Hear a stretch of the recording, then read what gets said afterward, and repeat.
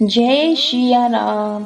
ओम सीतारामाय नमः। दोस्तों, आप सभी का स्वागत है आपके अपने चैनल संदीप भक्ति ज्ञान गंगा में। दोस्तों, मैं आपके साथ शेयर करने वाली हूँ सीता नवमी की संपूर्ण पूजा विधि। इस वीडियो में सीता नवमी वैशाख मास के शुक्ल पक्ष की नवमी तिथि को माता सीता का प्रकट्य हुआ था। इस पर्व को जानकी जयंती के नाम से भी जाना जाता है। माता सीता अपने त्याग और समर्पण के लिए पूजनीय है। सीता नवमी के दिन सुहागिन महिलाएं अपने घर की सुख शांति के लिए और अपने पति की लंबी उम्र के लिए व्रत रखती हैं। और किस मंत्र का आज जाप करें और जानकी जयंती की पूजा किस प्रकार से करें, वो सारी जानकारी इस वीडियो में आपको मिलेगी। तो वीडियो को पूरा देखिएगा।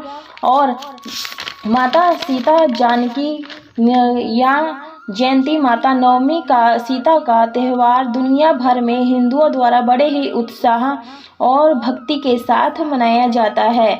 तो वीडियो को स्किप मत कीजिएगा, पूरा देखिएगा ताकि आप सीता जयंती यानी जानकी जयंती पर पूजा कर सकें। तो इस प्रकार से आप चौकी लगा लें, चौकी पर लाल वस्त्र बिछा लें। आप यह पूजा घर के मंदिर में भी कर सकते हैं या इस प्रकार से चौकी लगा करके अलग से भी कर सकते हैं। जिस जगह पर आपको पूजा करने हैं उससे पहले गंगा जल से शुद्ध कर लीजिए, फिर चौकी लगा लीजिए।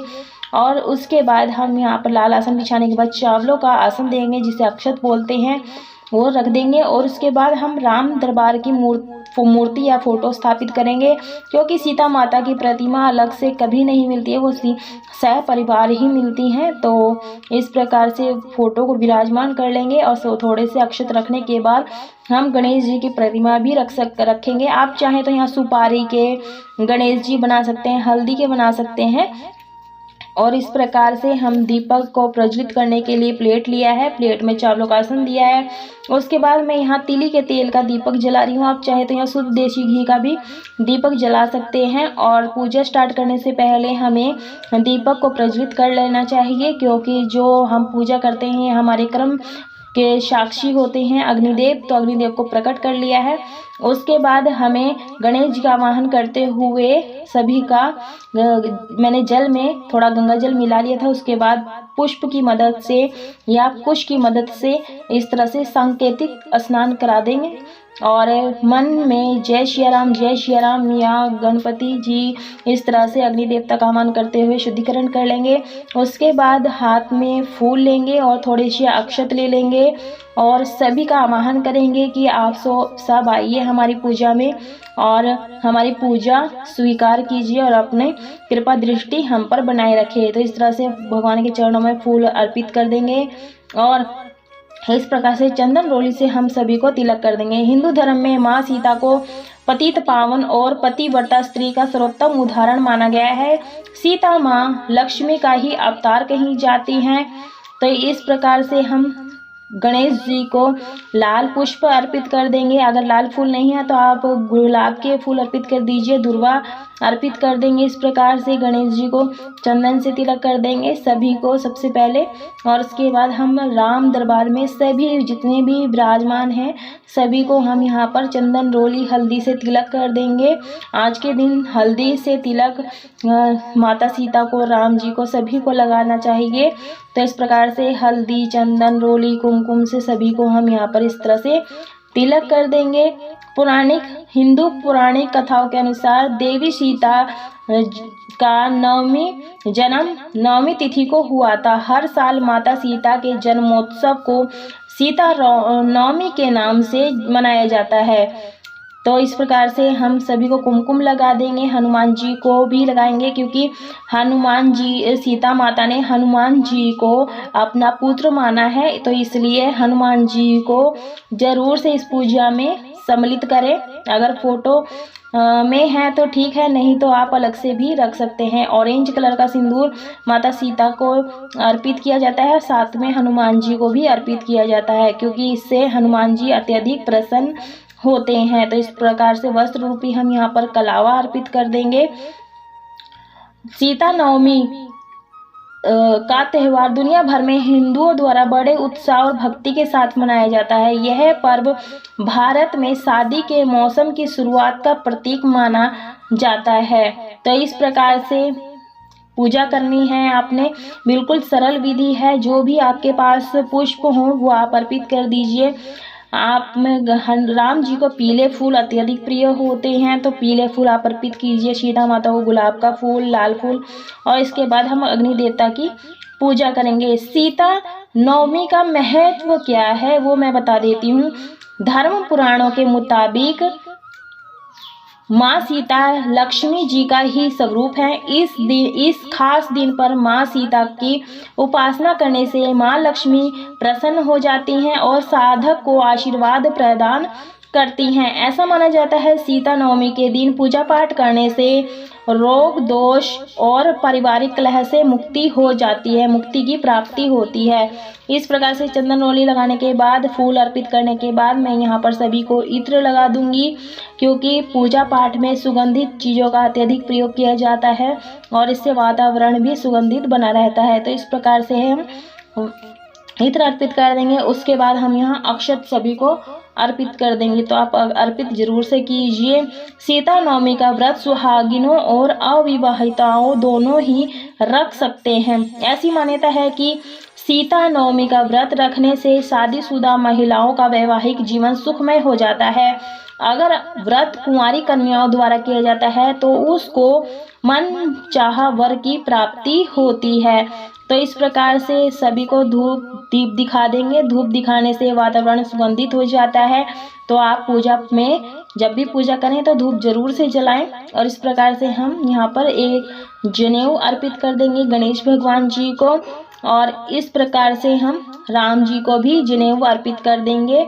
और सीता नवमी के दिन माँ सीता को श्रृंगार की सामग्री चढ़ाई जाती है। तो इस प्रकार से हम यहाँ पर गुलाल अर्पित कर देंगे। जो भगवान जी का गुलाल होता है वो अलग से मिल जाता है, तो आप जरूर से पूजा में गुलाल सभी के चरणों में लगा दें।